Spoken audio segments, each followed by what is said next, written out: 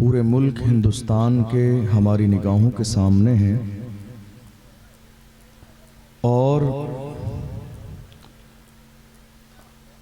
Condition ये है कि हालात दिन ब दिन बिगड़ते जा रहे हैं मुल्क के। हर शख्स की ज़बान पर शिकवा है कि मुल्क के हालात अच्छे नहीं हैं। हर शख्स इस वक्त मुल्क के कोने कोने में रोना रो रहा है कि मुल्क के हालात अच्छे नहीं हैं। हालांकि सही बात यह है कि हालात को बेहतर बनाना और बिगाड़ना उस समाज के लोगों की वजह से होता है। हम जब तक बेहतर थे हमारे हालात बेहतर थे, हम जब बिगड़ गए तो हमारे हालात भी बिगड़ गए, और अब जब हम सही हो जाएंगे तो इंशाअल्लाह हमारे हालात भी सही हो जाएंगे। मेरी बात समझ आई आपको? ये जो खौफ का माहौल आज के ज़माने में है ना, कितना खौफ है पूरे मुल्क के लोगों के सीने में कि लोग अपने घर के अंदर भी हक बात नहीं बोल पा रहे हैं। उन्हें डर इस बात का है कि कहीं ये बात हमारी घर से बाहर ना निकल जाए, किसी को खबर ना लग जाए। इतना खौफ हमारे सीनों में हो गया। आप जानते हैं वजह क्या है? वजह यह है कि जब तक मुसलमान अल्लाह से डरते थे उनके दिलों में दुनिया का खौफ नहीं था, और जब से हमारे दिलों में दुनिया का खौफ आ गया, अब हालत यह है कि दिन ब दिन हमारी जिंदगी तबाही और बर्बादी की तरफ जा रही है। इन हालात में अब सबसे बड़ी जिम्मेदारी उलमा इकराम की है कि उलमा इकराम अपनी कौम को जगाने की कोशिश करें।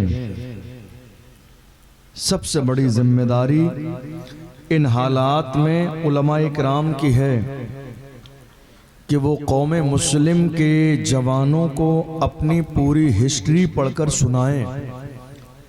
इस वक्त में सबसे बड़ी जिम्मेदारी उलमा इकराम की है कि वो अपनी कौम के जवानों को ये एहसास दिलाएं कि जवानी गुनाहों के लिए नहीं है। हुजूर ताजुश शरिया ने तो बहुत पहले कहा था, जिंदगी ये नहीं है किसी के लिए, जिंदगी है नबी की, नबी के लिए। ना समझ मरते हैं जिंदगी के लिए, जीना मरना है सब कुछ नबी के लिए। बेशक, सुभान अल्लाह, सुभान अल्लाह। बेशक आज जरूरत इस बात की है कि उलमा हमारे ये सबक याद दिलाएं कौम मुस्लिम के उन जवानों को जो ये सबक भूल गए हैं। बड़ी माजरत के साथ आज हो क्या रहा है मालूम है? हमारे मेंबर पे ये जो कुर्सी पर मैं बैठा हुआ हूं ना, इस कुर्सी का आज की तारीख में हक अदा नहीं हो रहा है बहुत सारी जगहों पर। सही बात। जी जी, क्या कहते हैं आप? मुत्तफिक हूं।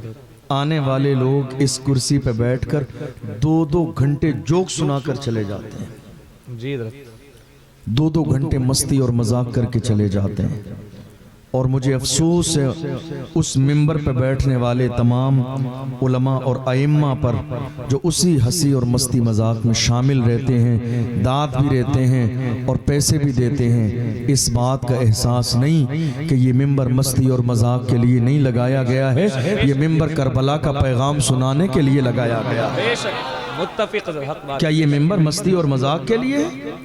क्या ये मिंबर हंसने और हंसाने के लिए है?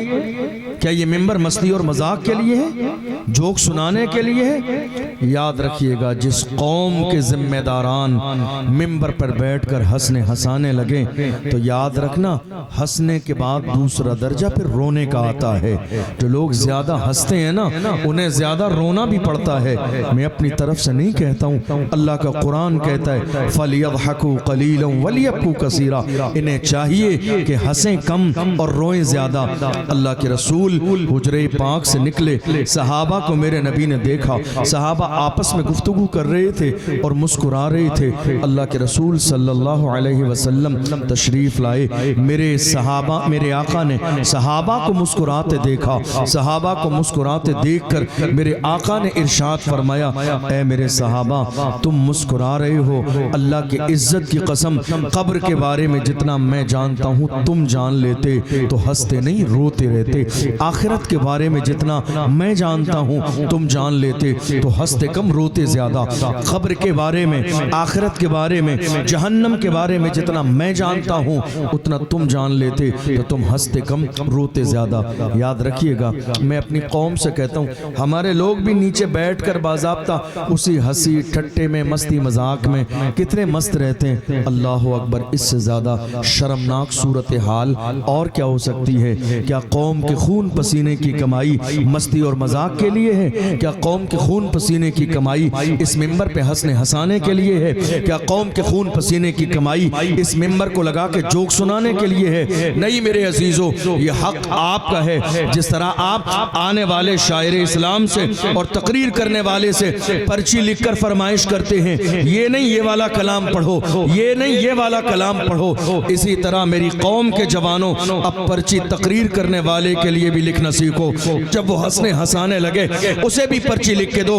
हजरत, हमने आपको मजाक के लिए नहीं बुलाया, मस्ती के लिए नहीं बुलाया, तफरी के लिए नहीं बुलाया, हमने बुलाया है तो सलाहुद्दीन अय्यूबी की दास्तान सुनाने के लिए बुलाया है, मोहम्मद बिन कासिम की दास्तान सुनाने के लिए बुलाया है, टीपू सुल्तान की दास्तान सुनाने के लिए बुलाया है, अर्तुगरुल गाजी की दास्तान सुनाने के लिए बुलाया है, उस्मान गाजी की दास्तान सुनाने के लिए बुलाया है। हमने तुम्हें मर्द कलंदर अल्लामा खादिम हुसैन रिजवी की दास्तान सुनाने के लिए बुलाया है, कमर गनी उस्मानी की दास्तान सुनाने के लिए बुलाया है। जमाने के सामने फख्र से कहो कि मोहम्मद से वफा, तूने तो हम तेरे है, ये जहां चीज है क्या लौह कलम तेरे है, कुव्वते इश्क से हर पस्त को पाला कर दे, दहर में इसमें मोहम्मद से उजाला कर दे। बेशक, सुभान अल्लाह, सुभान अल्लाह, सुभान अल्लाह। ये मिंबर किस काम के लिए है?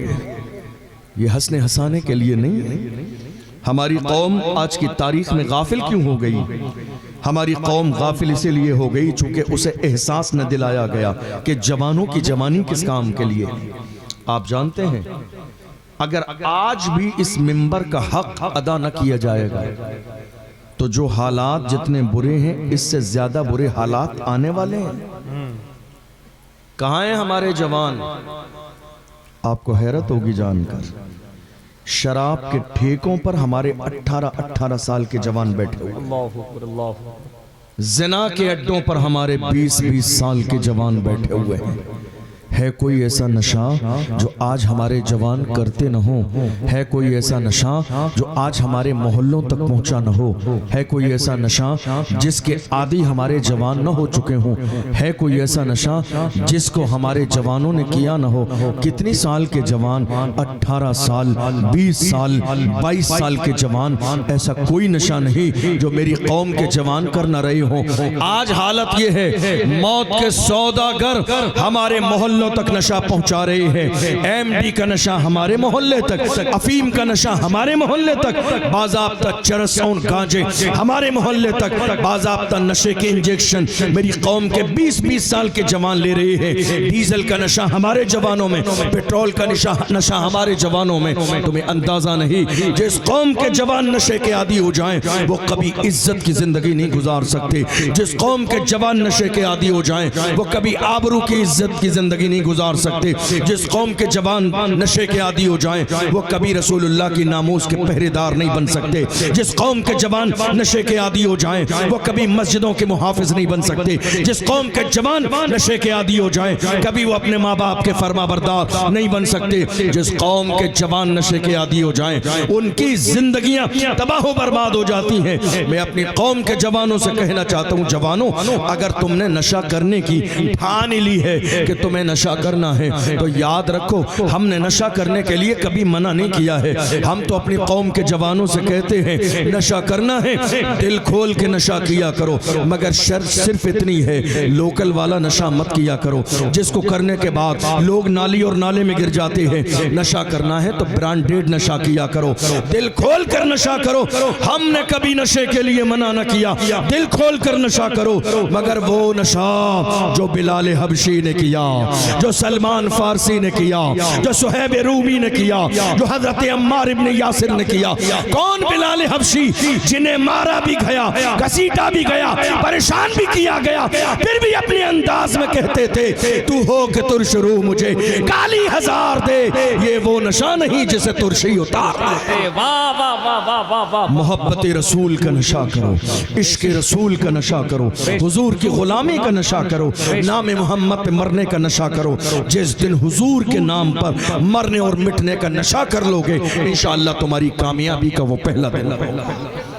बहुत अच्छा। आपको पता ही नहीं है दुनिया कहां पहुंच गई, आपको अंदाजा ही नहीं है। 31 दिसंबर की रात गुजरी है, अभी बहुत ज्यादा जमाना नहीं गुजरा है। 31 दिसंबर की रात जिसको 31 कहा जाता है। हाल यह है, गैरों की बात नहीं कर रहा हूं, हमारे मुस्लिम इलाकों में उस इलाके के शराब के ठेके पर 2 दिन पहले शराब खत्म हो गई। 2 दिन पहले किस इलाके में? मुस्लिम इलाके में। पता किया गया तो पता चला कि जवानों ने स्टॉक कर ली है खरीद के 31 दिसंबर की रात को पीने के लिए। समझ आ रही है बात? ये किसी और की तारीख नहीं, मौजूदा दौर में हमारे जवानों की तारीख है। कोई जिना का ऐसा हिस्सा जिसमें हमारे जवान गिरफ्तार ना हो? तवज्जो है आपकी? मुकम्मल। आपके बहुत सारे लोग मुझे पीछे हंसते मुस्कुराते नजर आ रहे हैं। मैं मिंबर पे बैठा हूं, मिंबर पे बैठने वाले को नीचे दाएं बाएं सारे लोग नजर आते हैं। जी। ये हंसने का मौका नहीं है, रोने का मौका है। जो यहाँ बैठकर भी हंसते रहते हैं ना वो जिंदगी पर खून के आंसू रोते हैं। ये हुजूर के जिक्र की महफिल है, ये मस्ती की जगह नहीं है, ये मजाक की जगह नहीं है, ये तफरी की जगह नहीं है, ये मुस्कुराने की जगह नहीं है। जरा अपना धड़कता हुआ दिल लेके बैठे कि हम कहाँ थे और कहाँ पहुँच गए। मेरे रसूल ने कहाँ खड़ा किया था, हम कहाँ आ गए। मेरे रसूल ने कौन सा दस्तूर और कौन सा कानून दिया था और आज हम कहाँ पहुँच गए। क्या हमारे ऐसे ही थे? पूछो डॉक्टर इकबाल से। डॉक्टर इकबाल ने पूरी दुनिया का चक्कर लगाया। डॉक्टर इकबाल से पूछो हमारे जवान कैसे थे, तब डॉक्टर इकबाल ने कहा हमारे जवान ऐसे थे, टल न सकते थे अगर जंग में अड़ जाते थे, पांव शेरों के भी मैदान से उखड़ जाते थे, तुझसे सरकश हुआ कोई तो बिगड़ जाते थे, तीर क्या चीज है हम तोप से लड़ जाते थे, शान आंखों में न जचती थी जहांदारों की, कलमा पढ़ते थे हम छाँव में तलवारों की, हम जो जीते थे तो जंगों की मुसीबत के लिए या रसूल अल्लाह, और मरते थे तेरे नाम की इज्जत के लिए। दश्त तो दश्त है, दरिया भी न छोड़े हमने, बहरे जुल्मात में दौड़ा दिए घोड़े हमने। बेशक बेशक बेशक। ये किसी और की नहीं, हमारी तारीख है। सुभान अल्लाह। बेशक हुजूर के गुलामों की तारीख है, मोहम्मद अरबी के गुलामों की तारीख है। आज हम कहाँ पहुँच गए? 2 बीमारियां। एक रात आती है शबे बारात। शबे बारात जानते हैं? अभी 2-3 दिन पहले रात गुजरी है, 3 फरवरी को।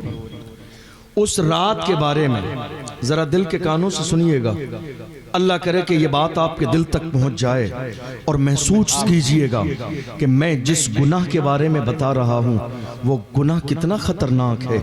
अल्लाह के रसूल ने इरशाद फरमाया शबे बारात के बारे में, मेरे आका इरशाद फरमाते हैं शबे बारात वो अजीम रात है कि परवरदिगार आलम इस रात में कबीले बनु कल्ब की भेड़ की बकरियों के बालों के बराबर जहन्नमियों को जन्नती बना देता है। सुभान अल्लाह, सुभान अल्लाह। अरब की सरजमीन पर एक कबीला था, एक खानदान बनु कल्ब, जिसमें हजारों की तादाद में भेड़ बकरियां पाली जाती थी। देखो, एक होती है आम बकरी और एक होती है भेड़ बकरी। आम बकरी के जिस्म पर बाल कम होते हैं, भेड़ बकरी के जिस्म पर बाल ज्यादा होते हैं। मेरे नबी ने कैसी तशबीह दी है। अल्लाह के रसूल ने फरमाया कि अरब का जो कबीला है बनु कल्ब, उसके अंदर जो भेड़ बकरियां पाली जाती हैं, मेरे आका ने इरशाद फरमाया ये रात इतनी अजमतों वाली रात है कि शबे बारात के मौके पर परवरदिगार आलम कबीला बनु कल्ब की भेड़ की बकरियों के बालों के बराबर जहन्नमियों को जन्नती बना देता है। लोग खुश हो गए, मगर मेरे आका ने फरमाया इस अजमतों वाली रात में कुछ बदनसीब ऐसे हैं जिन्हें इस रात में भी माफ न किया जाएगा, कुछ गुनहगार ऐसे भी हैं जिन्हें इस रात में भी माफ न किया जाएगा, कुछ जुर्म करने वाले ऐसे हैं जिन्हें इस रात में भी माफ न किया जाएगा। या रसूल अल्लाह, वो कौन बदनसीब हैं? कबीले बनु कल्ब की भेड़ की बकरियों के बालों के बराबर जहन्नमी जन्नती बन रहे हैं, मगर वो कौन बदनसीब हैं जो इस रात में भी माफ न किए जाएंगे? मेरे आका ने इरशाद फरमाया शराब पीने वाला इस रात में भी माफ न किया जाएगा, जिना करने वाला इस रात में भी माफ न किया जाएगा, माँ बाप का दिल दुखाने वाला इस रात में भी माफ न किया जाएगा, सीने में कीना रखने वाला इस रात में भी माफ न किया जाएगा, किसी मोमिन के खिलाफ जादू टोना करने वाला इस रात में भी माफ न किया जाएगा। आप गौर तो करो, कितनी अजमतों वाली रात है, कितनी शान वाली रात है, कितनी मकाम वाली रात है। करोड़ों लोग बगैर हिसाब के इस अजीम रात में जन्नत में जा रहे हैं, मगर मेरे रसूल फरमाते हैं जिना करने वाला इस रात में भी माफ न किया जाएगा। आप क्या समझ रहे हैं आज जिना हो नहीं रहा है? जिना का गिराफ इतना बढ़ चुका है, 16-16 साल के जवान जिना के आदी हो चुके हैं, 18-18 साल के जवान जिना के अड्डे पर पहुंच गए हैं, 20-20 साल के जवानों ने अपनी जवानी को जिना पर लगाकर तबाह बर्बाद कर लिया, 22-22 साल के जवान जिना के आदी बन चुके हैं। और हालत ये हो गई है, जिना आज हमारे समाज में कितनी तेजी के साथ बढ़ रहा है। आप देख लो, हाथों का जिना आम हो गया, जबान का जिना आम हो गया, आंखों का जिना आम हो गया, कानों का जिना आम हो गया, पैरों का जिना आम हो गया। कोई ऐसा जिना नहीं है जो आज हमारे समाज में नहीं है। आप कहेंगे बड़ी हैरानी की बात है, आपने ऐसी अजीब बात कही, हमने कभी सुना ही नहीं। आंखों का जिना हमने सुना नहीं, कानों का जिना हमने सुना नहीं, हमने हाथों का जिना कभी नहीं सुना। आप एक नई बात बता रहे हैं। नहीं मेरे अजीज, ये नई बात नहीं है, ये तो 1450 साल पहले मेरे आका ने इरशाद फरमाई थी। ये और बात है कि हमने आज तक उस पर गौर न किया, ये और बात है कि हमने समझने की कोशिश न की। आप जानते हैं आंखों का जिना क्या है, कानों का जिना क्या है, जबान का जिना क्या है, हाथों का जिना क्या है? आप अगर किस्से कहानी सुनने के आती हैं तो मुझे कोई भी किस्सा कहानी नहीं आता है। आप जोक सुनने के आदी हैं, मुझे जोक सुनाना नहीं आता है। मुझे मालूम है कि ये जो 1 घंटे या आधा घंटे का वक्त आपने मुझे दिया है, इस आधा घंटे का जवाब भी कल मुझे क़यामत के दिन देना पड़ेगा। ये वक्त, ये कुर्सी, ये मिंबर जोक सुनाने के लिए नहीं है, रसूल का फरमान सुनाने के लिए है। इसलिए दिल के कानों से सुन के जाइए। आज हालत क्या हो गई, थोड़े से ज़माने पहले हमने देखा जब एक लड़की और एक लड़के का रिश्ता किया जाता था तो बुजुर्गाने दीन, हमारे दादा परदादा का हाल ये था, पूरे मुल्क का हाल 15-20 साल पहले की बात है। जब रिश्ता तय किया जाता था तो सबसे पहले कुरान मुकद्दस लड़के वालों की तरफ से दिया जाता था। हमने कई बुजुर्गों से पूछा, रिश्ता तय हुआ है, रिश्ता लड़की और लड़के का फिक्स हुआ है, कुरान क्यों दे रहे हैं? तो हमारे बुजुर्गों ने कहा, हम ये चाहते हैं कि रिश्ते की शुरुआत अल्लाह के कलाम से हो। सबसे बड़ी अजमत वाली चीज यही है, सबसे बड़ी बरकत वाली चीज यही है, इसलिए हमने कुरान दिया ताकि रिश्ते का आगाज अल्लाह के कलाम से हो। लेकिन देखो, दुनिया ने बज़ाहिर तरक्की तो की, लेकिन ये तरक्की कितनी तेजी के साथ हमारी जवानी के मीनार को तबाह बर्बाद कर रही है। आज हाल ये हो गया, रिश्ता तय हुआ, रिश्ता तय हो जाने के बाद में पहली चीज लड़के वालों की तरफ से, लड़के की तरफ से मोबाइल फोन दिया जा रहा है गिफ्ट के तौर पर। अल्लाह अकबर। जानते हैं ये दरवाजा खोला जा रहा है रात के अंधेरे में फोन पर किसी गैर की बेटी से बात करने के लिए। कौन नहीं जानता है? क्या लड़की की माँ नहीं जानती है कि मेरी बेटी रात के 2-2 बजे तक फोन पर बात करती है? क्या लड़के वाले नहीं जानते हैं? याद रखें मेरी माँ और बहनें, ना ये हंसने की बात है, ना ये मुस्कुराने की बात है, खून के आंसू रोने की बात है। जिस कौम की बेटी का हाल ये था, सलाहुद्दीन अय्यूबी कहाँ पैदा हुआ? मेरी ही कौम की बेटी ने तो सलाहुद्दीन जैसा जवान पैदा किया। टीपू सुल्तान को जन्म किसने दिया? हमारी ही कौम की बेटी ने। उस्मान गाजी को जन्म किसने दिया? हमारी ही कौम की बेटी ने। मोहम्मद बिन कासिम कहाँ पैदा हुआ? हमारी ही कौम की बेटी ने। जब माए किरदार वाली थी तब बेटा जाके सलाहुद्दीन पैदा होता था। जब माए हया वाली थी तब जाके मोहम्मद बिन कासिम बनता था बेटा। आज माओं का किरदार कमजोर हो गया। आज सलाहुद्दीन अय्यूबी का मस्जिद अक्सा को इंतजार है, फलस्तीन को इंतजार है, गाजा के मुसलमानों को इंतजार है, मगर अब रूए जमीन पर कोई सलाहुद्दीन अय्यूबी नहीं है। हाँ, अगर माए आज भी अपने दामन को उतना पाक कर ले तो एक बार फिर से इस जमीन पर सलाहुद्दीन अय्यूबी पैदा हो सकता है। बेशक, सुभान अल्लाह। हालात क्या हुए? सुभान अल्लाह। हमने मोबाइल फोन दे दिया तोहफे के नाम पर। रात के 2-2 बजे तक, 3-3 बजे तक फोन पर बात। किसी को एहसास है? नहीं है। इसी को कहा गया, आप जानते हैं, जब तक निकाह ना हो जाए, तवज्जो है आपकी, जब तक निकाह ना हो जाए, आपने कहा सगाई हो गई, मंगनी हो गई, क्या सगाई और मंगनी के बाद लड़की और लड़के का फोन पर बात करना जायज हो सकता है? नहीं। इस सगाई का और मंगनी का इस्लाम में कोई तसव्वुर ही नहीं है। ये जो कर रहे हैं ये नाजायज और हराम है, गुनाह है। आप कहेंगे आप क्या कह रहे हैं? मैं सही कह रहा हूं। आपने जो सोफे पे लड़के और लड़की को बिठा दिया ना, पूरे खानदान के लोग सामने खड़े हो गए। लड़की ने लड़के का हाथ पकड़ के रिंग पहनाई और लड़के ने लड़की का हाथ पकड़ के रिंग पहनाई।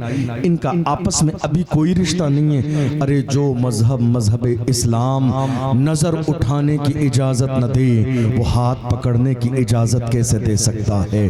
जो मजहब इस्लाम किसी गैर की बेटी की तरफ नजर उठाने की इजाजत न दे, वो हाथ पकड़ने की इजाजत कैसे दे सकता है? ये बाज़ाब्ता मंगनी और सगाई की रस्म हमारे घरों में दाखिल हुई है, टीवी के सीरियल से, ड्रामों से दाखिल हुई है। इस्लाम में जर्रे के बराबर कोई गुंजाइश नहीं है। दो खानदानों का हमारे यहाँ आपस में रिश्ता तो है, लेकिन जब तक निकाह न हो जाए लड़की और लड़के का आपस में कोई रिश्ता नहीं है। अल्लाह अकबर। अब क्या किया हमारे जवान ने? अल्लाह अकबर। हमारे जवान ने किया ये, रात के 2-2 बजे तक जबान से फोन पर बात भी की और कानों से सुनते रहे। गैर महरम से बात कर रहे हैं। यही है जबान का जिना, यही है कान का जिना।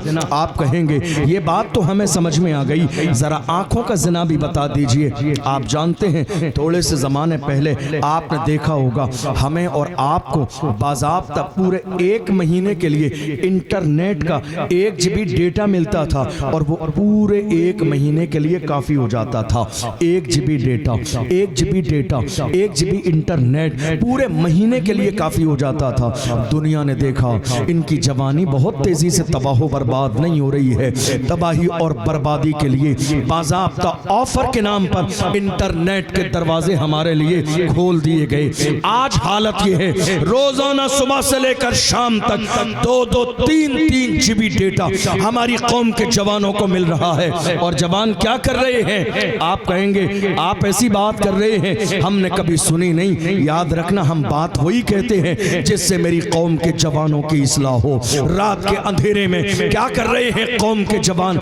इंटरनेट पर गंदी वेबसाइट खोलकर जिना के वीडियो अपने माते की आंखों से देख रहे हैं और आंखों से जिना कर रहे हैं। क्या सोच रहे हैं? रात के अंधेरे में दरवाजा बंद करने के बाद जिना का वीडियो देख रहे हैं। दरवाजा आपका बंद है, कोई देखने वाला नहीं। बूढ़ी माँ को पता नहीं है, बूढ़े बाप को पता नहीं है, आपकी बहन को पता नहीं है, आपके भाई को पता नहीं है, किसी को खबर नहीं है। अरे डरो उस परवरदिगार से जिसके लिए रात का अंधेरा कोई मायने नहीं रखता है।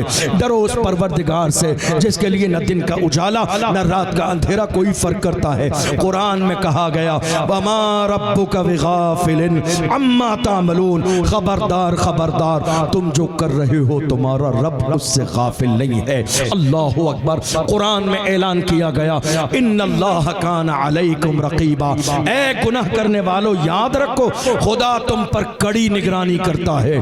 तुम दिन के उजालों में जो करते हो रब को वो भी मालूम है, रात के अंधेरे में जो करते हो रब को वो भी मालूम है। तुम्हें पता ही नहीं, तुम्हारी आंखों में नूर, रात के अंधेरे में जिना की वीडियो देखने के लिए नहीं, हमारी आंखों में नूर अल्लाह ने क्यों दिया? एक आशिक ने कहा था, उन्हें न देखा तो किस काम की है ये आंखें, उन्हें न देखा तो किस काम की है ये आंखें, कि देखने की है सारी बहार आंखों में। ये आंखें यार का चेहरा देखने के लिए है, ये आंखें गुंबदे खजरा देखने के लिए है, ये आंखें काबे का गिलाफ देखने के लिए है, ये आंखें माँ बाप का चेहरा देखने के लिए है। मेरे आका ने इरशाद फरमाया, जो मोहब्बत के साथ माँ का चेहरा देखेगा अल्लाह उसे एक मकबूल हज का सवाब अता फरमाएगा। सुभान अल्लाह, सुभान। हमारी आंखों में नूर, हमारी आंखों में नूर किस काम के लिए है? क्या रात के अंधेरे में इंटरनेट पर जिना के वीडियो देखने के लिए? याद रखना, वीडियो की शक्ल में जिना देखने वाला जिना करने वाले के बराबर है। आप क्या सोच रहे हैं? ये गुनाह करके आप अपनी जवानी को तबाह बर्बाद कर रहे हैं। किसी को खबर न लगेगी, कोई जानेगा नहीं, किसी को पता नहीं चलेगा और इसका नुकसान शायद आपको पता नहीं है। मेरे आका सल्लल्लाहु अलैहि वसल्लम ने इरशाद फरमाया, मेरे आका इरशाद फरमाते हैं, जिना करने वाला शख्स जब जिना करता है तो अल्लाह की तरफ से उसकी जिंदगी में 6 मुसीबतें आती हैं। 3 दुनिया की जिंदगी में, 3 मरने के बाद की जिंदगी में। अल्लाहु अकबर। ऐसी मुसीबतें कि अगर इंसान को पता चल जाए तो खून के आंसू रोए वो, कि जरा सी देर की लज्जत के लिए, जरा से देर के मजे के लिए, जरा से देर की लज्जत के लिए हमने अपने रब को राजी न किया, नाराज कर दिया। मदीने वाले मुस्तफ़ा को राजी न किया, नाराज कर दिया। अल्लाहु अकबर। हमारी ये आंखों में नूर अल्लाह ने क्यों दिया?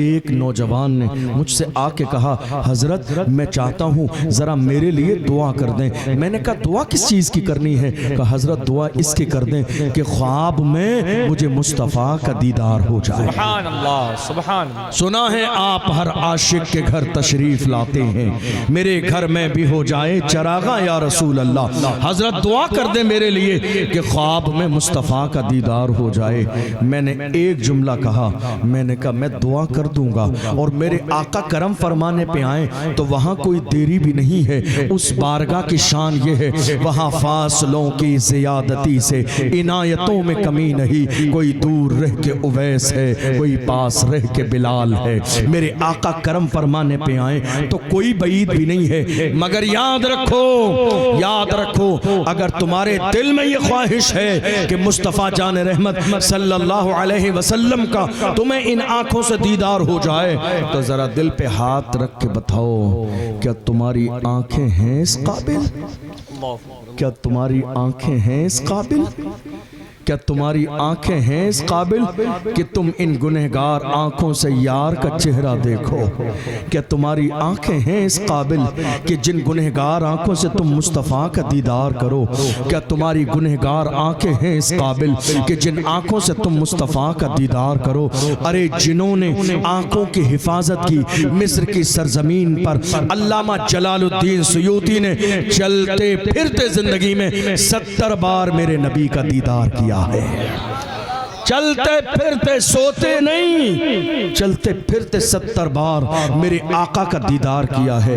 और मेरे इमाम, हम सुन्नियों की जान इमाम अहमद रजा खान जब मदीने शरीफ गए, हुजूर की चौखट पे खड़े होके जब दिल में ख्याल आया हुजूर का चेहरा देख लूं, तो हुजूर की चौखट पे खड़े होके कहा, उठा दो पर्दा, दिखा दो चेहरा कि नूरे बारी हिजाब में है, जमाना तारीक हो रहा है कि महर कब से नकाब में है। और जब थोड़ी देर दीदार न हुआ तो पसमुर्दा दिल के साथ कहते हैं, वो सुए लालाजार फिरते हैं, तेरे दिन ए बहार फिरते हैं, जो तेरे दर से यार फिरते हैं, दर बदर यूं ही ख्वार फिरते हैं। आह कल ऐश तो किए हमने, आज वो बेकरार फिरते हैं। उस गली का गधा हूं मैं जिसमें मांगते ताजदार फिरते हैं। कोई क्यों पूछे तेरी बात रजा, तुझसे कुत्ते हजार फिरते हैं। जब आजिज़ी का लेवल इतना डाउन किया है तो सामने मुस्तफा का दीदार किया है।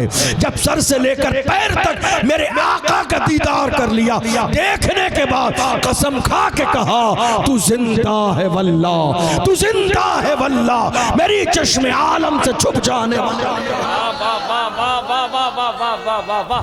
जिंदाबाद जिंदाबाद जिंदाबाद जिंदाबाद, माशाअल्लाह, वाह, आला हजरत, आला हजरत, वाह, ताजुश शरिया, ताजुश शरिया। क्या हमारी आंखें गुनाहों के लिए? नहीं। मैं आपको बताऊं इस ज़िना का नुकसान आपको क्या हुआ? आपको इस ज़िना का नुकसान क्या हुआ? बहुत सारे लोग यहाँ बैठे हुए सामने। जवानों याद रखना, जवानी देने वाली जात मेरे रब की है।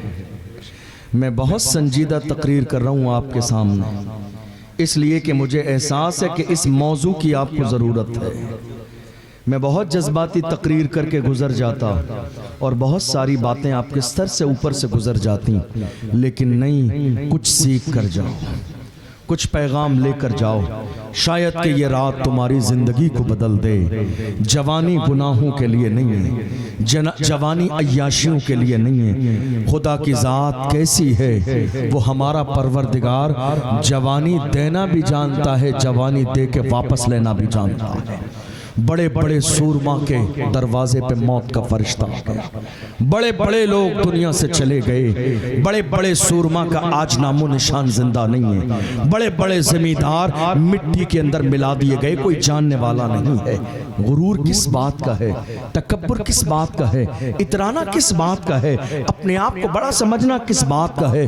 याद रखना, कारून का खजाना बाकी न रहा, शद्दाद की जन्नत बाकी न रही। फिरौन का नाम तुमने कई बार सुना है। मैंने मिस्र में 6 साल रह के पढ़ाई की है और मिस्र के म्यूजियम में मैंने कितनी बार अपने माथे की आंखों से फिरौन की लाश को देखा है। आज भी मिस्र के म्यूजियम में फिरौन की लाश रखी हुई है, बाज़ाब्ता फिरौन की लाश रखी हुई है मिस्र के म्यूजियम में। मैंने कितनी बार अपने माथे की आंखों से फिरौन की लाश को देखा है। अल्लाह ने कुरान में ऐलान किया, फलयौमा नुनज्जीका बिबदनिका लितकूना लिमन खल्फका आया। अल्लाह ने कुरान में कहा, ऐ फिरौन, हम तेरे जिस्म को कयामत तक के लिए बाकी रखेंगे। तेरा जिस्म बाकी रहेगा उन लोगों के लिए इबरत का निशान बन जाए जो गुरूर करने वाले हैं, जो तकब्बुर करने वाले हैं, जो इतराने वाले हैं, जो अपने आप को बड़ा समझने वाले हैं। अरे कारून का खजाना बाकी न रहा, हमारी हैसियत क्या है? शद्दाद की जन्नत बाकी न रही, हमारी हैसियत क्या है? फिरौन का रोबो दबदबा बाकी न रहा, हमारी हैसियत क्या है? हामान का गुरूर बाकी न रहा, हमारी हैसियत क्या है? हलाकू का पावर बाकी न रहा, हमारी हैसियत क्या है? डरते रहो कि कहीं पकड़ न लिए जाओ। कुरान में ऐलान किया गया, इन्ना बत्श रब्बिका लशदीद, डरते डरते रहो, तुम्हारे रब की पकड़ बहुत सख्त है। खुदा जब ढील देता है तो ढील देता है, जब पकड़ने पे आता है तो बड़े बड़े सूरमा खून के आंसू रोते हैं, बड़े बड़े जमींदार खून के आंसू रोते हैं। डरते रहो कि पकड़ न लिया जाए, डरते रहो कि रब का अजाब नाजिल न हो जाए। तो मैं पता भी नहीं, एक इंसान को दफन करने के लिए 4 आदमी काफी हैं, अपने कांधे पर सवार करके ले जाएं, लेकिन मेरे आका ने पूरी कौम मुस्लिम को जनाजे में कब्रिस्तान साथ में क्यों भेजा जानते हो? इसलिए ऐ दुनिया में गाफिल होने वालों, जनाजे के साथ कब्रिस्तान का इसी बहाने से चक्कर लगाओ ताकि तुम्हें एहसास हो जाए कि तुमसे बड़े बड़े सूरमा कब्र में आ गए हैं। न उनका नाम जिंदा है, न उनका मिशन जिंदा है, उनकी कब्र ढा गई है। देख लो, ब्रांडेड करने वाले, अपने माल पे इतराने वाले, अपने लिबास पर इतराने वाले, ब्रांडेड कपड़े पहनने वाले, गरीबों को हकला देने वाले, गरीबों को नजरअंदाज कर देने वाले, जमीन पर सीधे मुंह बात न करने वाले। देख लो, न कफन बाकी है, न जिस्म बाकी है, न हड्डी बाकी है, कीड़े पड़ गए हैं इनकी लाश में, कब्र ढा गई है, नाली और नाले का पानी इनकी कब्र में आ गया है। खुदा ने बता दिया, बादशाही सिर्फ मेरी है, ताकत वाला सिर्फ मैं हूँ, पावर वाला सिर्फ मैं हूँ। गुरूर न करो, मेरे आका इरशाद फरमाते हैं, मन तवादा लिल्लाहि रफ़अहुल्लाह, जो अल्लाह के लिए झुक जाता है अल्लाह उसे दर्जों बुलंदियां अता फरमा रहा है। मेरी बात समझ आ रही है आपको? मेरी बात समझ आ रही है? मैं जिना का गुनाह बताऊं आपको नुकसान क्या हुआ? नुकसान जानते हो आप? इतना बड़ा नुकसान हुआ है ना आपको, काश कि अगर आपको पहले से पता होता तो ये नौबत ना आती। अल्लाह के रसूल ने इरशाद फरमाया, जो लोग अपने हाथों से जिना करते हैं, जो लोग अपने हाथों से जिना करते हैं, मेरे आका ने फरमाया अल्लाह ऐसे बंदों पर लानत भेजता है। कौन? अल्लाह लानत भेजता है। जवानों, अपने दिल में नक्श करके ले जाना, जिस पर अल्लाह लानत भेज दे उसके यहाँ कभी तरक्की नहीं हो सकती, जिस पर खुदा लानत भेजे उसके यहाँ कोई बरकत नहीं होगी, जिस पर खुदा लानत भेजे उसका कारोबार तरक्की वाला नहीं होगा। और दूसरी हदीस में मेरे नबी ने फरमाया, 3 मुसीबतें जिना करने वाले की जिंदगी में आती हैं दुनिया में, और 3 मरने के बाद आती हैं। या रसूल अल्लाह, पहली मुसीबत क्या है? मेरे आका ने इरशाद फरमाया, जिना करने वाले के चेहरे से नूर अल्लाह उठा लेता है, खत्म कर देता है, उसके चेहरे से नूर खत्म कर दिया जाता है। हमारे लोग क्या सोचते हैं, किसी की शादी आती है ना, आजकल मेकअप का दौर है, मर्द भी मेकअप कर रहे हैं, हमारे जवान भी मेकअप कर रहे हैं, माँ और बहनें तो मेकअप करती ही हैं अपने आप को कि हमारा जो है बदसूरत चेहरा खूबसूरत हो जाए। याद रखना, तुम 20,000 का फेशियल भी किसी चौराहे पे जाके 2 घंटे चेहरे को रगड़वा लो किसी की शादी और वलीमे से पहले, लेकिन तुम्हारे चेहरे पे नूर नहीं आएगा। मैं नहीं कहता हूँ, ये मुस्तफ़ा जाने रहमत की ज़बान है, मेरे आका का फरमान है। हुजूर ने फरमाया, ज़िना की वजह से अल्लाह जिसके चेहरे से नूर ख़त्म कर देता है, दुनिया की कोई क्रीम उसके चेहरे को नहीं चमका सकती, दुनिया का कोई फेशियल उसके चेहरे को नहीं चमका सकता, दुनिया का कोई साबुन, दुनिया का कोई फेस वॉश उसके चेहरे को रोशन नहीं कर सकता, जिसके चेहरे से खुदा नूर ख़त्म कर दे। अल्लाह अकबर। क्या हुआ मेरे जवानों, आज देख लो 18-18 साल के जवान जिना की वजह से चेहरों पे हवाइयां हैं, चेहरों पे कोई रौनक नहीं, चेहरों पे कोई निखार नहीं, चेहरों पे कोई अच्छापन नहीं है, चेहरे खूबसूरती के साथ जो थे आज वो बाकी नहीं है, सिर्फ जिना के गुनाह की वजह से। मेरे आका सल्लल्लाहु अलैहि वसल्लम ने फरमाया, दूसरी मुसीबत, जिना करने वाले की जिंदगी में कोई भी जिना करते हो, दूसरी मुसीबत, अल्लाह कारोबार से बरकत को उठा लेता है, खत्म कर देता है। यही है कॉमन प्रॉब्लम, हम में से हर शख्स की प्रॉब्लम। लोग कहते हैं हजरत ज़रा दुआ कर दीजिए कारोबार के लिए, हजरत ज़रा दुआ कर दीजिए, ज़रा हजरत नक्श दे दें कारोबार में बरकत हो जाएगी। हजरत नहीं, हजरत के अब्बा जान भी नक्श दे दें, कारोबार में बरकत नहीं होगी, इसलिए कि मेरे आका का फरमान है, किसी और की ज़बान नहीं है। कोई मौलाना की बात होती हम कह देते, शायद अपनी तरफ से कह दी होगी, ये उस रसूल की ज़बान है जिनके बारे में मेरे इमाम ने कहा, वो ज़बान जिसको सब कुन की कुंजी कहे उसकी नाफिज हुकूमत पे नाखों सलाम। कौन सी ज़बान महबूब की ज़बान, जिस ज़बान की शान ये है जो शब को कह दिया दिन है तो दिन निकल आया, जो दिन को कह दिया शब है तो रात हो के रही। तुम्हारे मुंह से जो निकली वो बात हो के रही। वमा यंतिकु अनिल हवा इन हुवा इल्ला वह्युन यूहा। पैगंबर अपनी मर्जी से कुछ नहीं बोलते हैं, मेरे आका की ज़बान से वही निकलता है जो अल्लाह का फरमान होता है। मेरे आका ने इरशाद फरमाया कारोबार से बरकत को खत्म कर दिया जाएगा। अब तुम कितने ही वजीफे पढ़वा लो, कोई वजीफा फायदा नहीं देगा, किसी हजरत का तावीज़ फायदा नहीं देगा, कोई नक्श फायदा नहीं देगा, किसी आमिल का फायदा नहीं देगा। ये ऐसे ही हो गया। आज कितने लोग कहते हैं ना कि हजरत हमने शॉप खोली है, ओपनिंग हो रही है, और ओपनिंग का अंदाज हमारे यहाँ क्या होता है, उलमाए किराम को बुलाओ, मदरसे के बच्चों को बुलाओ, कुरान खानी हो जाए, कुरान खानी के बाद हजरत आ जाए, पीर साहब आ जाए ताकि बरकत हो जाए। याद रखना किसी के आने से बरकत नहीं होगी, किसी के आने से बरकत नहीं होगी। न पीर साहब के आने से बरकत होगी, न इमाम साहब के आने से बरकत होगी, न अशरफ जिलानी के आने से बरकत होगी। आप कहोगे आप बड़ी ताज्जुब खेज बात कर रही है, मैं बात ताज्जुब खेज नहीं कर रहा हूँ, सही कर रहा हूँ। ये तो ऐसे ही हो गया कि आपने नल के नीचे एक मटका रख दिया भरने के लिए, ऊपर से नल चला के भर रहे हैं और नीचे से आपने उसको तोड़ भी दिया है कि पानी निकल भी रहा है। अब जिंदगी भर नल चलाते रहेंगे, पानी नीचे से निकलता रहेगा, वो मटका कभी भरेगा नहीं, क्योंकि पानी आ रहा है तो साथ में पानी जा भी रहा है। बिल्कुल यही मिसाल है कि हम एक तरफ बुजुर्गों को बुला के कदम भी रखवाते हैं, फातिहा भी कराते हैं, और दूसरी तरफ रात के अंधेरे में जिना भी कर रही हैं। कभी हाथों से जिना, कभी आंखों का जिना, कभी कान का जिना, कभी जबान का जिना। याद रखना जिस दिन तक हमारे घर में जिना होता रहेगा वहां रहमत के फरिश्ते नहीं आएंगे, वहां बरकत नहीं होगी, वहां कभी हालात बेहतर नहीं होंगे। और याद रखो अगर चाहते हो तुम्हारे हालात बेहतर हो जाएं, हालात बदल जाएं, किसी पीर के तावीज़ की जरूरत नहीं है, सच्चे दिल से अल्लाह की बारगाह में तौबा कर लो। तौबा का दरवाजा अभी बंद नहीं हुआ है, तौबा का दरवाजा खुला हुआ है। मेरे आका इरशाद फरमाते हैं अन्नदामत तौबा, गुनाह पे शर्मिंदा हो जाना तौबा है। मेरे आका ने फरमाया अत्ताइबु मिनज़ ज़म्बि कमन ला ज़म्ब ला, गुनाहों से तौबा करने वाला बंदा अपने गुनाहों से ऐसे ही पाक हो जाता है गोया कि उसने गुनाह किया ही नहीं है। इसलिए सच्चे दिल से अल्लाह की बारगाह में तौबा कर लो। इधर तुम तौबा करोगे उधर अल्लाह तुम्हारी खताओं को माफ फरमा देगा। मेरे आका ने इरशाद फरमाया तीसरी मुसीबत जिना करने वाले की जिंदगी में ये आती है कि अल्लाह उसकी उम्र को घटा देता है, मौत जल्दी आती है, उसकी उम्र कम कर दी जाती है। जिना करने वाले की, जिना करने वाले की उम्र कम कर दी जाती है, उसे मौत जल्दी आती है। अल्लाह तौफीक दे तो ये हदीस कभी खुद पढ़ के देखिएगा।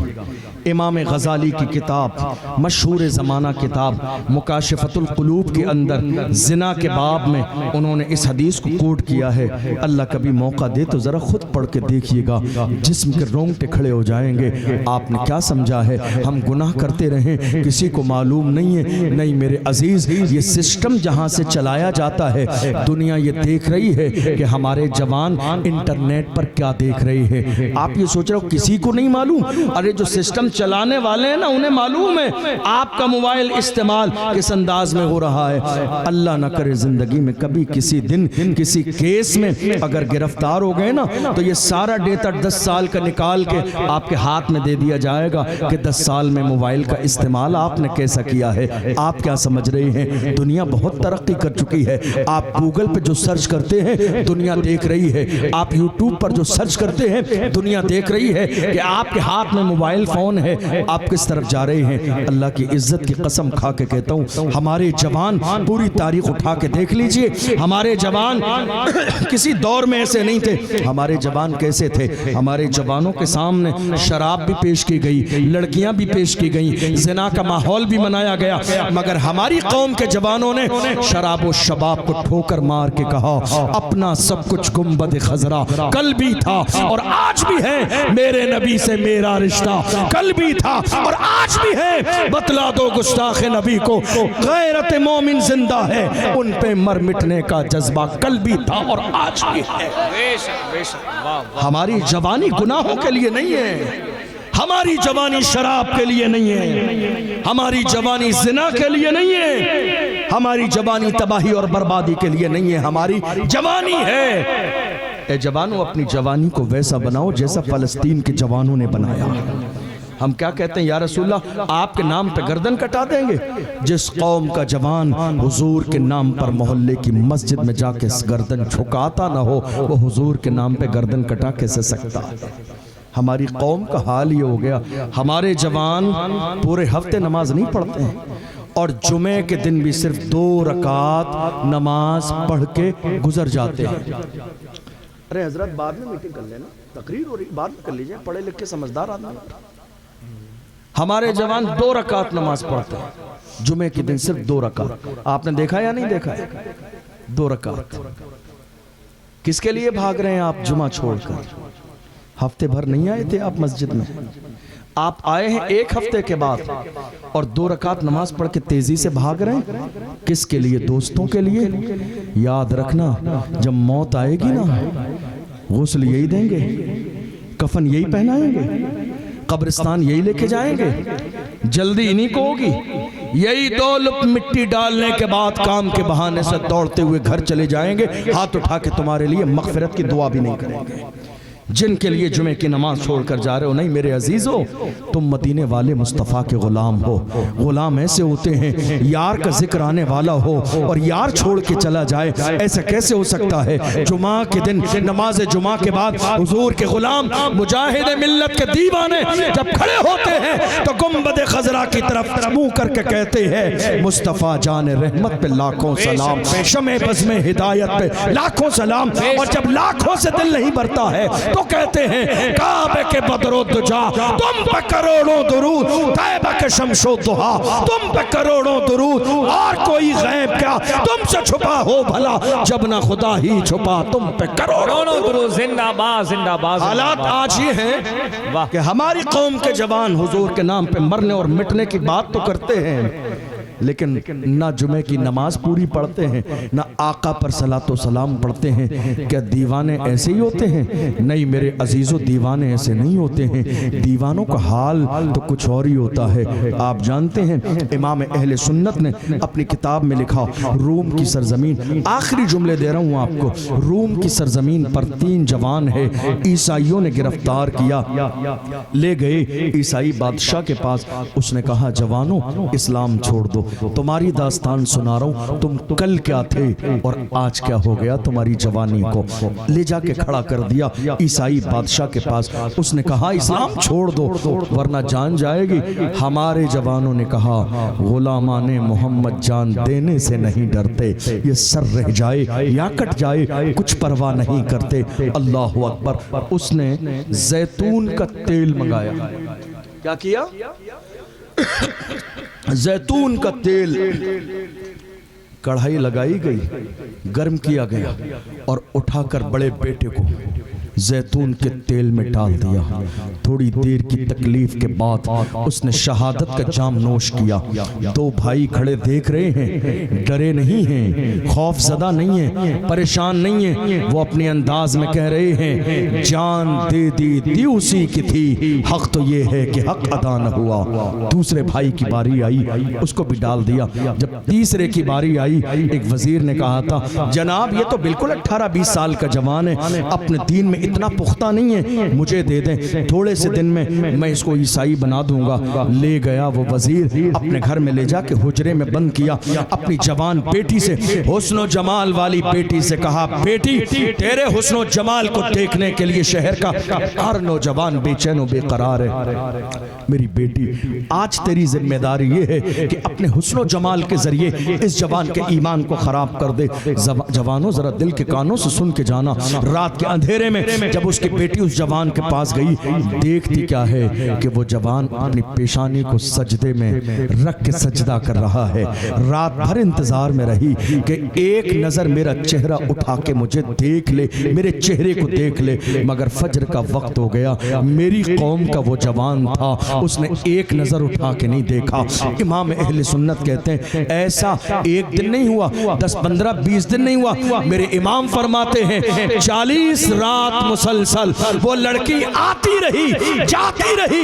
मजाल है कि वो जवान ने एक नजर उठा के भी देखा हो। जब 40 रातें गुजर गई हैं तो उस लड़की ने कहा था, ऐ जवान वो कौन सा हुस्न तूने देख लिया है कि मेरे हुस्न को देखने के लिए तैयार नहीं है।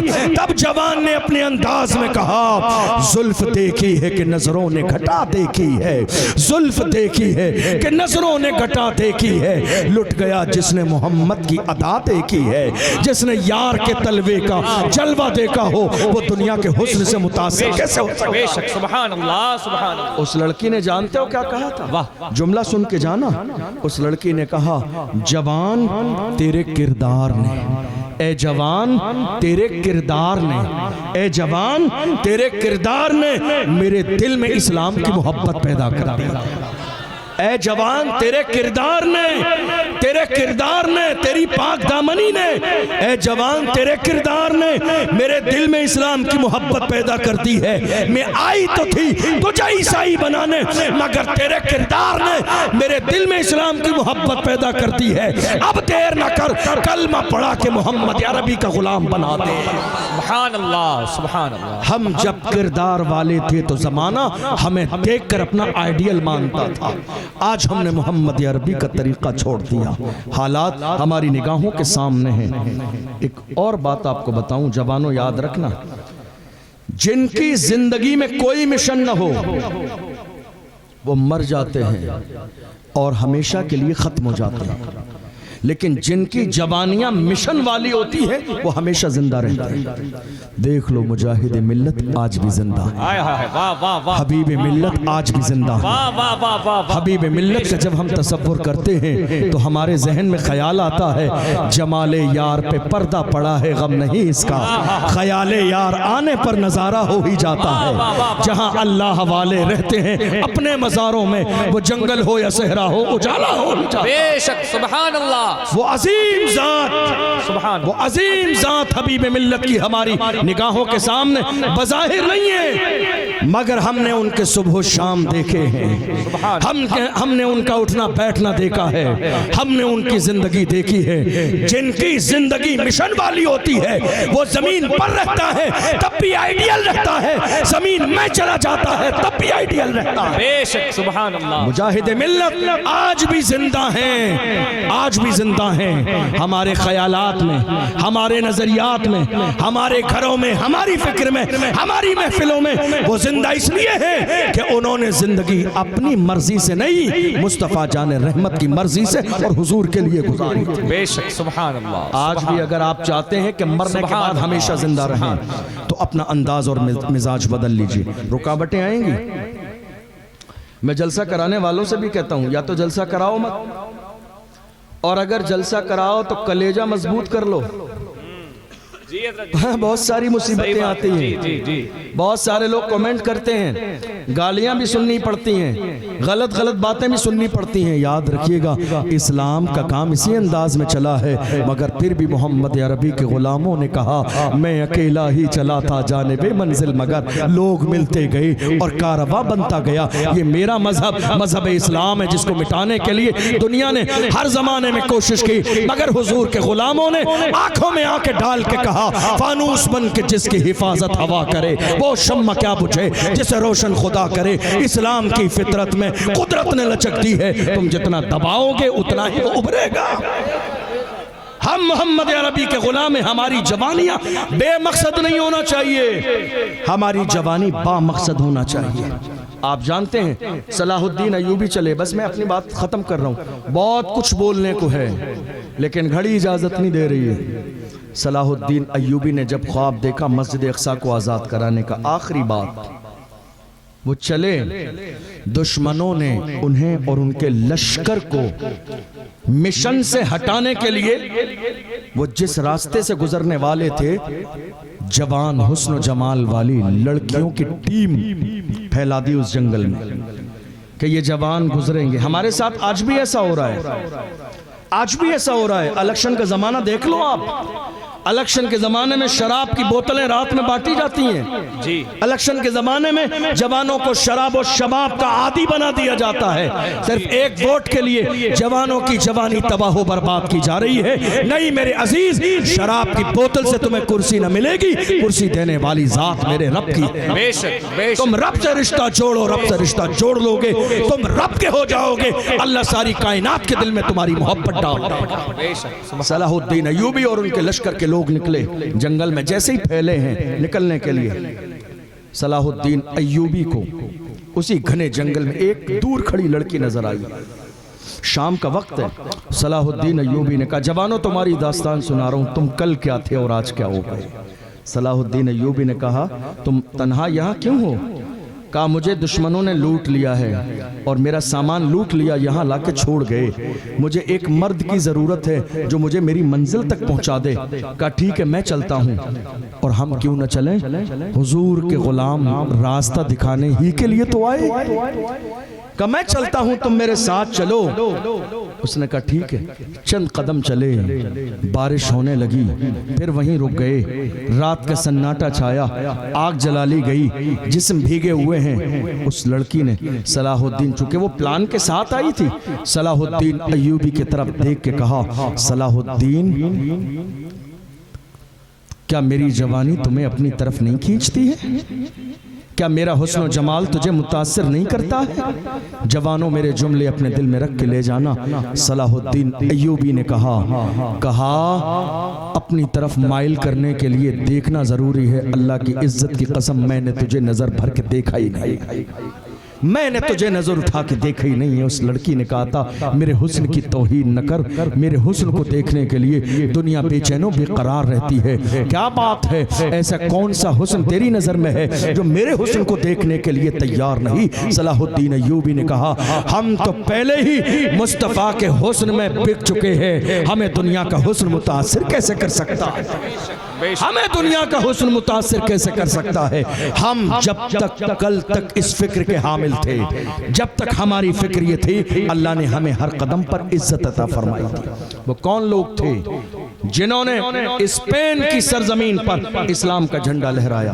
वो कोई और नहीं था, हम ही थे। तारिक इब्न ज़ियाद बनकर 10 से 12 हज़ार का लश्कर लेके गए थे और लाख से ज्यादा दुश्मन सामने थे। तो हमारे लोगों के जब कदम डगमगाए थे तो तारिक इब्न ज़ियाद ने साहिल समंदर पर कश्ती जला के कहा था, हम मोहम्मद अरबी के गुलाम हैं, हम अपने घरों से जब निकल जाते हैं तो हमारा उठने वाला कदम या तो दुश्मन की छाती पे पड़ता है या फिर जन्नत की वादी पे पड़ता है। हम वापस नहीं आते हैं, इस्लाम का झंडा लेके जाते हैं तो झंडे गाड़ के आते हैं। ये किसी और की तारीख नहीं, मोहम्मद अरबी के गुलामों की है। और उसी स्पेन की सरजमीन पर तकरीबन 800 साल मुसलमानों ने हुकूमत की। 800 साल मुसलमानों ने हुकूमत की। कब? जब हमारे जवानों के सामने एक मिशन था।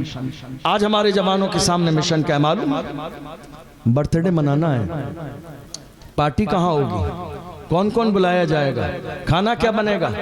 हमारी कौम के जवानों का लेवल इतना डाउन हो गया ना, ईद के दिन भी, रमज़ान के महीने में हमारे जवानों को इंतज़ार होता है ईद की नमाज पढ़ने के बाद एक फिल्म रिलीज होने वाली है ईद की शाम को, नमाज ईद के बाद उसे देखने जाना है।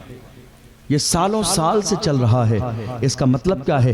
ईद के दिन फिल्म रिलीज क्यों की जा रही है? आपने कभी गौर किया? क्योंकि दुनिया भी ये समझ गई है कि ये लोग खुशी वाले दिन गुनाह करते हैं, इसलिए ईद के दिन हैरानी की बात है 30 दिन रोजे रखने के बाद, तरावी पढ़ने के बाद, कुरान सुनने सुनाने के बाद, मगफिरत की रात के बाद, शबे कद्र के बाद, अल्लाह के सामने रोने के बाद, नमाज ईद के बाद होना तो ये चाहिए था, होना तो ये चाहिए था ईद की नमाज में 2 रकात नफिल पढ़ के शुक्र अदा करते। अल्लाह तेरा शुक्र है कि तूने हमें पूरे महीने गुनाहों से बचाया। लेकिन हैरानी की बात है, तुमने क्या किया? तुमने ये किया कि ईद की नमाज के बाद तुम दौड़ते गए गुनाह की तरफ। नहीं मेरे अजीज, इरादा कर लो, तुम चाहते हो हालात बदल जाएं, इनकलाब आ जाए, मुसीबतें दूर हो जाएं, परेशानियां दूर हो जाएं, अल्लाह इज्जत की जिंदगी दे। नियत कर लो, न जबान का जिना, न कानों का जिना, न आंखों का जिना, न हाथों का जिना, न पैरों का जिना, न हम शराब और शबाब की तरफ जाएंगे। हम जाएंगे तो गुंबदे खजरा की तरफ जाएंगे, हुजूर की तरफ जाएंगे। और याद रखना, जब हुजूर की तरफ जाएंगे तो हाल क्या होगा। गुलाम तो इस अंदाज में कहते हैं, मैं सो जाऊं या मुस्तफ़ा कहते कहते, खुले आंख सल्ले अला कहते कहते। एक मोमिन जब दुनिया से जाता है तो अंदाज क्या होता है। लहत में इश्क रुखे शाह का दाग लेके चले, अंधेरी रात सुनी थी चराग लेके चले, तेरे गुलामों का नक्शे कदम है राह खुदा, वो क्या बहक सके तो ये सुराग लेके चले। तुमने देखा नहीं, जिस जमाने में व्हील चेयर पे बैठने वाले उस मर्द कलंदर का जनाजा निकला, व्हील चेयर पे बैठने वाला